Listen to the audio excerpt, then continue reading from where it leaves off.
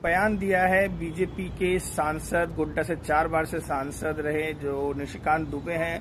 उनके बयान के बाद लगता है जैसे राजनीतिक भूचाल आ गया है। उन्होंने सुप्रीम कोर्ट पर बयान देते हुए कहा था कि अगर सारे काम सुप्रीम कोर्ट ही करेगी तो फिर संसद भवन को बंद कर देना चाहिए।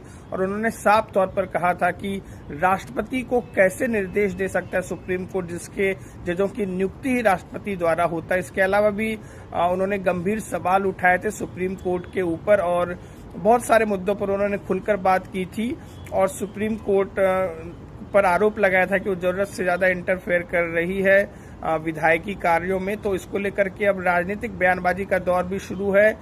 विपक्ष इसको लगातार टारगेट कर रहा है, इस बयान को जो है लोकतंत्र का गला घोटने और अदालत की अवमानना बता रहा है। तो वहीं बीजेपी के राष्ट्रीय अध्यक्ष जेपी नड्डा ने साफ तौर पर निशिकांत दुबे के बयान पर किनारा कर लिया और उन्होंने कहा है कि जो भारतीय जनता पार्टी है हमेशा न्यायपालिका का सम्मान करती है और ऐसे किसी बयान का वो समर्थन नहीं करती। और जो बयान है वो निशिकांत दुबे का ये पर्सनल बयान है, बीजेपी से उसका कोई लेना देना नहीं है। इसके अलावा भाजपा नेता दिनेश शर्मा ने भी कुछ इसी तरह का बयान दिया था। इस बयान से भी जो है न्यायपालिका पर जो सवाल उठाए थे उससे किनारा कर लिया है बीजेपी अध्यक्ष जेपी नड्डा ने और साफ तौर पर कहा है कि उन्हें बुलाकर उन्होंने सख्त निर्देश दिए हैं कि ऐसे बयानबाजी ना करे बीजेपी के सांसद।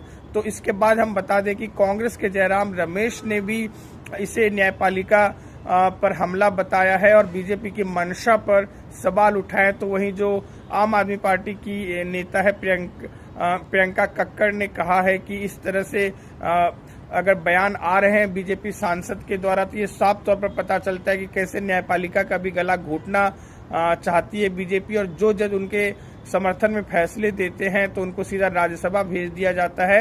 तो इस तरह से बयानबाजी का दौर जारी है। हम आपको बता दें कि वक्फ कानून जो संसद ने हाल ही में अप्रैल के शुरुआती दिनों में पास किया था संसद के दोनों सदनों में, बाद में राष्ट्रपति ने इस पर मुहर लगा दी थी जिसके बाद ये कानून बन गया था। लेकिन इसका विरोध जोर शोर से पूरे देश में हो रहा है। इसको लेकर के मुर्शिदाबाद बंगाल में, पश्चिम बंगाल में हिंसा भी हुई है।